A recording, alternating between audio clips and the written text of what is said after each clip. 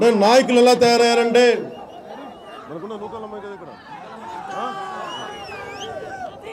నాకు విన్నాను ఇందాక ఎవరు చెప్తా ఉన్నారు, ఎమ్మెల్యే గెలిస్తే నూకాలమ్మ గుడికి వెళ్ళి అమ్మ నీకు కిలో కిరీటం చేయిస్తానని చెప్పి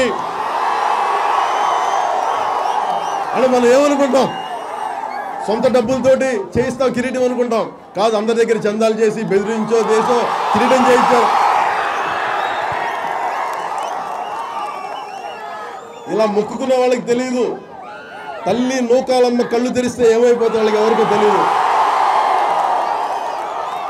మొక్కు నువ్వు మొక్కుకుంటావా, డబ్బేమో అందరి దగ్గర తీసుకుంటావా? దీవె నీకు ఎక్కడి నుంచి వస్తుంది? దీవెన వాళ్ళకే పోతుంది. డబ్బులు ఎవరిచ్చారో వాళ్ళకే దీవెనలు తప్ప మొక్కుకున్న వాళ్ళకి రాదు. అలాగే ప్రభుత్వ డబ్బులతోటి ఈ మెడికల్ సెంటర్లో ఏసీలు వేస్తే అది కూడా నా ఇంటెట్లా మేము ఎమ్మెల్యే గారు ఆలోచించుకోవాలి సార్.